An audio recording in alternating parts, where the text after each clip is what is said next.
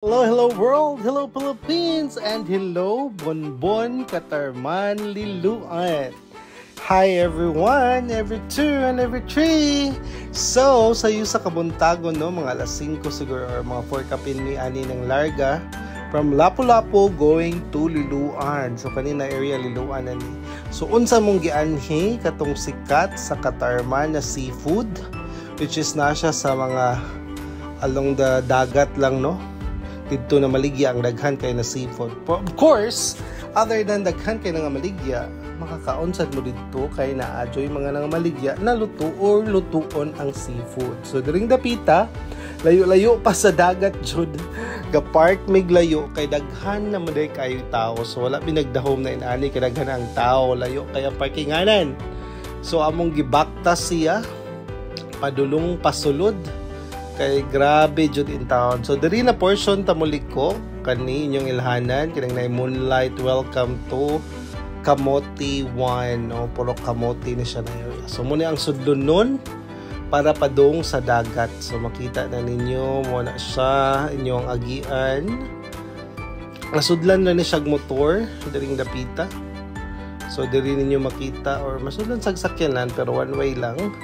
So, diring dapita, magbayad mog 5. So, naa siya lang entrance na 5 kay para daw sa paghinlo sa lugar. So, makita ninyo, daghan kayo nakaparking diring mga motor o sakyanan, no? Siguro mga alas 3 pa rin sila diri kay karon. Kaning orasa mga alas 5 pa man ni. So, makita ninyo, daghan kayo sa entrance pa lang na maligya o klasik-klasik pagkaon.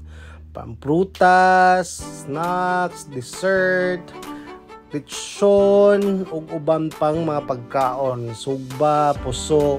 So name it, daghan kaayo mga pagkaon diri, mga sukang lami nasa diri. So di ka maguol kung makapalit kag mga seafoods, no, kay naadjud kay kalutuan ug nana po yung mga luto daan. So sa maani ang mga isda na ay musugba, magbayad lang kag charge, na ay mga puso baligya, na ay mga kani nani jud ka ang mga tao sa kadaghan. I'm not sure unsay nahitabuan ning Sunday no na inaani jud kadaghan ang tao lupig pay piyesta. So makita sa ninyo diri ang nagklasik-klasing mga lamian na swaki, no? So kani daghan kay mga swaki diri ug uban pang mga seafoods gyud.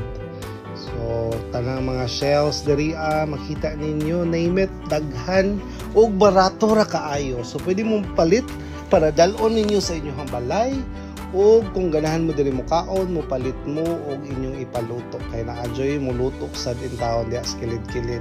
Og naasay mga saang na luto na daan, kani mga limangon na pwede ninyo ipaluto.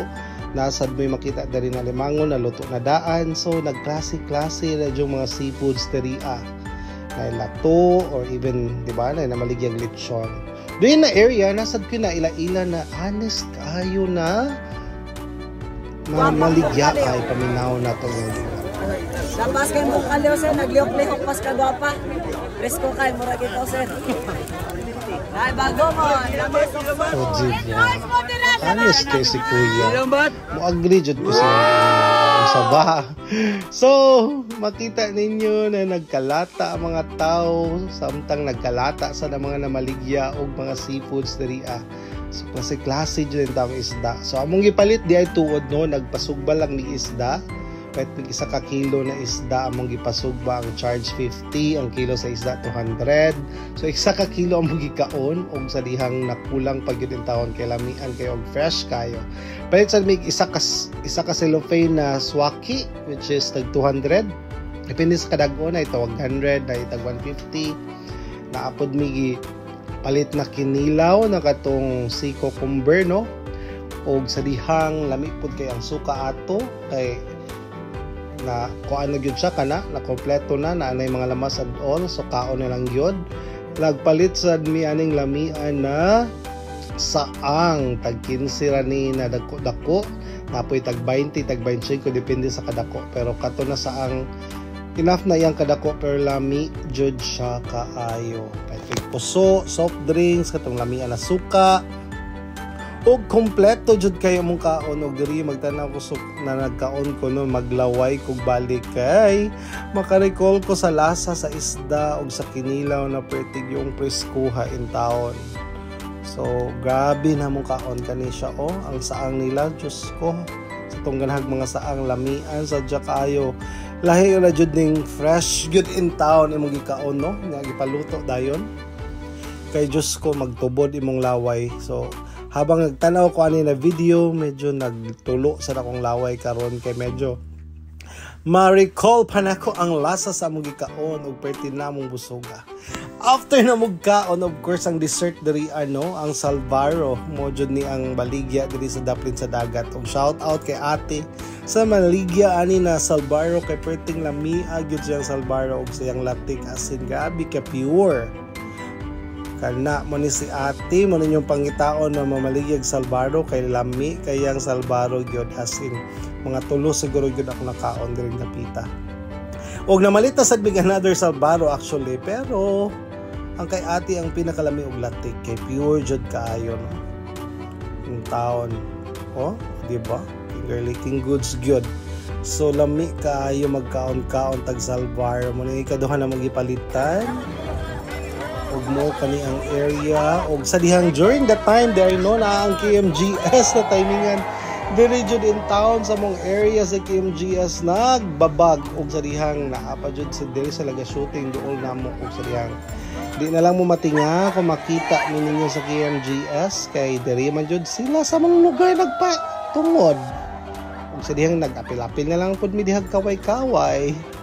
So sa mga ganahan mukaon og fresh na seafood aniya lang ninyo ang Bonbon Katarman Liluan. Ma-waste nga ninyo everyone.